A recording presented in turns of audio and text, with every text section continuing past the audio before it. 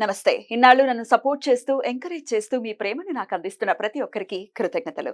అలాగే ఈ వీడియో కూడా ఖచ్చితంగా మీకు ఉపయోగపడుతుంది. లైక్, షేర్ అండ్ సబ్స్క్రైబ్ చేసి మీ సపోర్ట్‌ని నాకు అందించండి. అలాగే ఈ వీడియో పట్ల మీకున్న అభిప్రాయాన్ని కామెంట్ సెక్షన్‌లో కామెంట్ చేసి తెలియజేయండి. ఇప్పుడు వీడియోని చూద్దాం. నమస్తే. Welcome to our channel. నేను కుప్పా పద్మిని. ప్రస్తుతంతో పాటు ప్రముఖ ఆధ్యాత్మికవేత్త, నారీసేన ఫౌండర్, దత్త ఉపాసకురాలు శ్రీమతి లతా దత్త గారు మనతో పాటు ఉన్నారు. మాట్లాడదాం. నమస్తే అక్క. జై గురుదత్త. శ్రీ గురుదత్త అక్క. అక్క, మార్చ్ 29, 30, 31 చాలా అత్యద్భుతమైన క్రతువులు చేయబోతున్నారు. చాలా విశేషవంతమైన కార్యక్రమం జరగబోతోంది కురువపురంలో. ఒక్కసారి దాని గురించి డీటెయిల్డ్‌గా అక్క.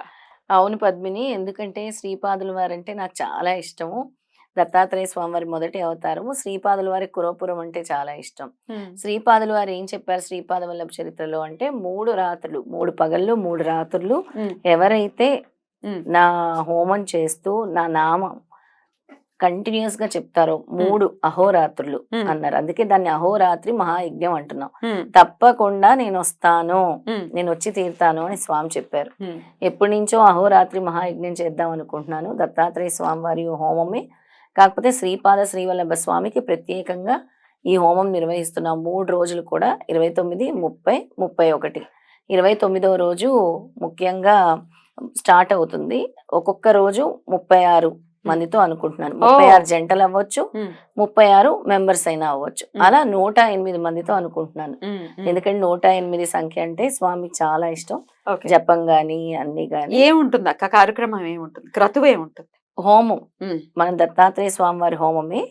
ఉదయం నుంచి నెక్స్ట్ 3 days అంటే 31 రాత్రి కూడా కంప్లీట్ కంటిన్యూస్ గా. అహోరాత్రం అంటే అదే. అహోరాత్రం అంటే రాత్రి పగలు, ఒక పగలు రాత్రి, పగలు రాత్రి, పగలు రాత్రి, 3 పగళ్ళు 3 రాత్రులు కంటిన్యూస్ గా హోమం జరుగుతుంది. వైదికంగా జరుగుతుందా? వైదికంగానే జరుగుతుంది. పురోహితుల దగ్గర ఉండి చేయించి జాగ్రత్తగా పురోహితుల దగ్గరుండి చేయిస్తారు ఈ హోమాన్ని. అహోరాత్రి మహాయజ్ఞము మా గురువు గారు చేసేవారు, రామ్ రతన్జీ గారు.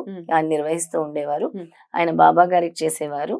ఇలా ఇప్పుడు దత్తాత్రేయ స్వామి వారికి, శ్రీపాద శ్రీవల్లభ స్వామికి మనం చేస్తాం అహోరాత్రి మహాయజ్ఞం. అద్భుతం. అయితే 3 రోజులు ఉండాల్సిన అవసరం లేదు, ఏదో ఒక్క రోజైనా మనం పార్టిసిపేట్ చేయొచ్చు. ఇప్పుడు ఫస్ట్ డే రావాలనుకున్న వాళ్ళందరూ ఫస్ట్ డే 36 మంది వచ్చి హోమం చేసుకుని వెళ్ళిపోవచ్చు. రెండో రోజు రావాలనుకున్న వాళ్ళందరూ 36 మంది వచ్చి హోమం చేసుకుని వెళ్ళిపోవచ్చు. లేదు మేము ఉంటాం 2 రోజులు అంటే ఉండొచ్చు. 3వ రోజు లాస్ట్ ఫైనల్ డే కూడా వచ్చి హోమం చేసుకుని వెళ్ళిపోవచ్చు. అలా అందరికీ ఛాన్స్ వచ్చేలాగా 36, 36, 36 3 రోజులకు గాని మనం ఈ అవకాశాన్ని ఇస్తున్నాం. అక్కడ యజ్ఞగుండాలు ఇవన్నీ ఉన్నాయక్క? హోమగుండం ఉంటుంది తప్పకుండా.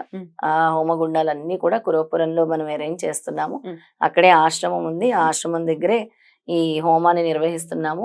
అలాగే అక్కడ అన్న సంతర్పణ కూడా ఉంటుంది.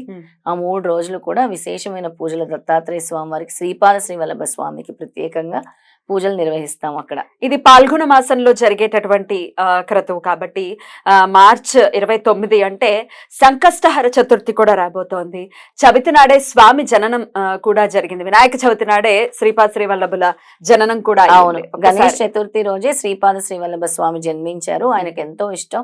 నీ యొక్క అంశాలతో నేను జన్మిస్తాను అని చెప్పి అక్కడ ఐనవిల్లిలో వాళ్ళ తాతగారు అయినటువంటి శ్రీపాద శ్రీవల్లభ స్వామి తాతగారైనటువంటి బాపనార్యులు గారు ఈ మిగతా బృందం అంతా కూడా చేస్తున్నప్పుడు సాక్షాత్ విఘ్నేశ్వరుడే హోమగుండంలో ప్రత్యక్షమై నేను మీ ఇంట జన్మిస్తాను అని వాగ్దానం చేశారు.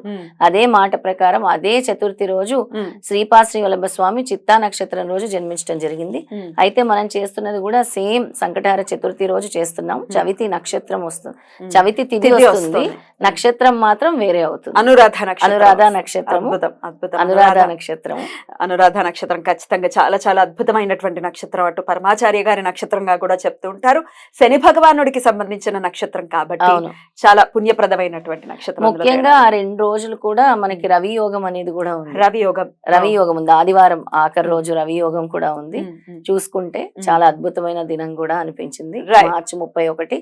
ఇక ఈ హోమం చేయటం వల్ల పద్మిని ఎవరికైతే దత్తాత్రేయ స్వామి అనుగ్రహం కావాలో, శ్రీపాద శ్రీవల్లభ స్వామి తను చెప్పారు శ్రీపాద శ్రీవల్లభ చరిత్రలో, దీన్ని చేయటం వల్ల అందరికీ కూడా ఆయుర ఆరోగ్యాలు, సంతానం లేని వారికి సంతానం వల్ల కలిగేటటువంటి ఇబ్బందులు తొలగటానికి, అలాగే ఎవరికైతే ఆర్థిక సమస్యలు, వెల్త్, ప్రాస్పరిటీ, డబ్బు అనేది సమస్యల నుంచి బయటపడటానికి కూడా ఈ హోమం చాలా బాగా ఉపయోగపడుతుంది. ఆయుర ఆరోగ్యాలు, అష్టైశ్వర్యాలు, అలాగే పిల్లలతో సమస్యలు ఉన్నవాళ్ళు, పిల్లలు కావాలనుకునే వాళ్ళు, ఇంకా దేంట్లోనైనా వ్యాపారంలో ముందుకెళ్ళాలనుకునే వాళ్ళందరికీ కూడా ఇది ఒక మంచి హోమం అని చెప్పొచ్చు. అన్నిటికంటే ముఖ్యంగా ఒక మోక్షం వైపు అడుగులు వేసే అద్భుతమైన యాగం అని చెప్పొచ్చు. అద్భుతం. అయితే కురవపురంలోనే జరుగుతుంది కాబట్టి ఎవరికి వాళ్ళు రావాల్సి ఉంటుందా? ట్రాన్స్పోర్టేషన్ కూడా ఉందా? మీరు అందిస్తారా ఈ డీటెయిల్స్ అక్క? ఎవరైనా సొంతంగా రావాలి మా ఓన్ వెహికల్స్ లో అనుకుంటే వాళ్ళు రావచ్చు. లేదు అని అంటే మనం ట్రాన్స్పోర్ట్, అకామిడేషన్ కూడా ప్రొవైడ్ చేస్తాము. దానికి ఎక్స్ట్రా చార్జెస్ ఉంటాయి అన్నమాట. హోమానికి వేరే చార్జెస్ ఉంటాయి, ట్రాన్స్పోర్ట్ అకామిడేషన్ కి వేరే చార్జెస్ ఉంటాయి.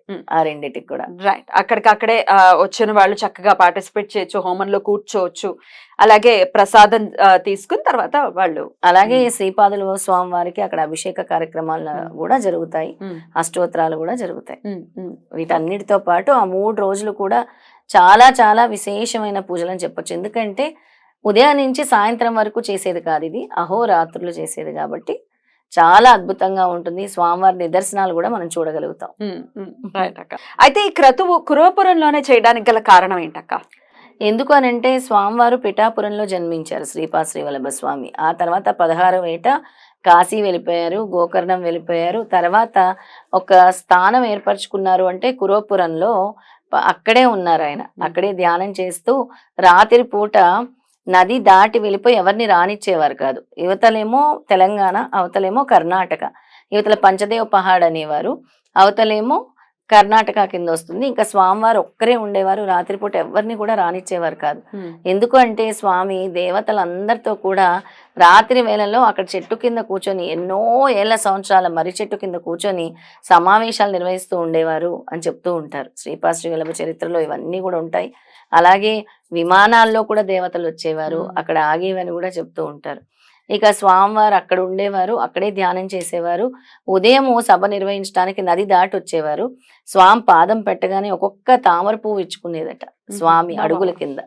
స్వామి ఇలా అడుగు పెట్టగానే ఇలా తామర పువ్వు విచ్చుకొని కృష్ణానది కదా, కృష్ణానది దాటుకుంటూ రావాలి యువతలకి. తర్వాత దర్బార్ నిర్వహించేవారు. వారి వారి సమస్యలు అంటే కర్మ విధ్వంసం కూడా అక్కడ చేసేవారు స్వామి. ఏ విధంగా కర్మ విధ్వంసం చేసేవారంటే చాలా మంది ఆడపిల్లలకి పెళ్లిళ్ళు అవ్వట్లేదు, అబ్బాయిలకి పెళ్లిళ్ళు అవ్వట్లేదు అని వచ్చేవారు. సంతానం కోసం వచ్చేవారు. ఒక్కొక్కరికి ఒక్కొక్క విధి. అన్నం వండమని కొంతమందికి చెప్పేవారు, కొంతమందికి కందిపప్పు దానం చేయండి, అది వండి పెట్టండి అనేవారు. కొంతమందిని ప్రత్యేకంగా వంకాయలు బెండకాయలు తీసుకొచ్చి వండి పెట్టండి అనేవారు. కొంతమందిని దేవాలయం శుభ్రం చేయమనేవారు. కొంతమందిని దునిలోని కట్టెలు వేయమనేవారు. కొంతమందిని అన్నం వడ్డించమనేవారు. కొంతమందిని దేవాలయంలోని శుభ్రంగా ఉంచే విధిగా మొత్తం కూడా అంటే కడగటము, ఊడవటం, తుడవటం, దాని వల్ల కూడా మీ కర్మలు తొలుగుతాయని స్వామి చెప్పేవారు. రకరకాలు కర్మ విధ్వంసం అనేది స్వామి ఏ విధంగా జరుగుతుంది అనేది దర్బార్లో ఒక్కొక్కరికి ఒక్కొక్క సమస్యకు కూడా ఒక్కొక్క సూచనలు ఇస్తూ నడిపిస్తూ ఉండేవారు స్వామి. అయితే ఇప్పుడు కురవపురంలో రేపు 29, 30, 31వ తారీఖుల్లో అహోరాత్రం మహాయజ్ఞం అనే చెప్పుకోవచ్చు. ఖచ్చితంగా 3 రోజుల పాటు అత్యద్భుతంగా జరగబోతోంది. మొత్తం 108 మంది చేత చేయించేటటువంటి క్రతువు కాబట్టి ఎవరైతే ఇట్లాంటి చేయించాలని సంకల్పము, మనకి 108 మందితో చేయించాలని సంకల్పము నెరవేరాలని మనస్ఫూర్తిగా కోరుకుంటూ, మరి ఈ కార్యక్రమంలో మీరు పాలు పంచుకోవాలి అనుకుంటే ముందు కాల్స్ చేసి రిజిస్టర్ చేసుకుని మరిన్ని వివరాలు తెలుసుకోండి. అయితే ఒక చిన్న విషయము పద్మిని, ఇందులో వల్లభేశ్వరుడు చాలా ప్రియభక్తుడు శ్రీపాద వల్లభుడికి. ఆయన అక్కడికి వచ్చి కురవపురం వచ్చి స్వామి దగ్గర ఒక మాట అనుకున్నారు, నా వ్యాపారం గనక సక్సెస్ అయితే నేను ఇక్కడ అన్నదానం చేస్తానని. ఏ విధంగా అక్కడ మొక్కుని వెళ్ళారో వెంటనే ఆ మొక్కు తీరింది. గుర్తు చేసుకోవడం కూడా చాలా ఆనందంగా, అవును, చాలా మధుర స్మృతులు అవన్నీ కూడా అని చెప్పొచ్చు. అసలు అడుగడుగున స్వామి కనబడుతూనే ఉన్నారు. ఖచ్చితంగా. థ్యాంక్ యూ అక్క, thank you so very much. నమస్తే. జై గురుదత్త. శ్రీ గురుదత్త.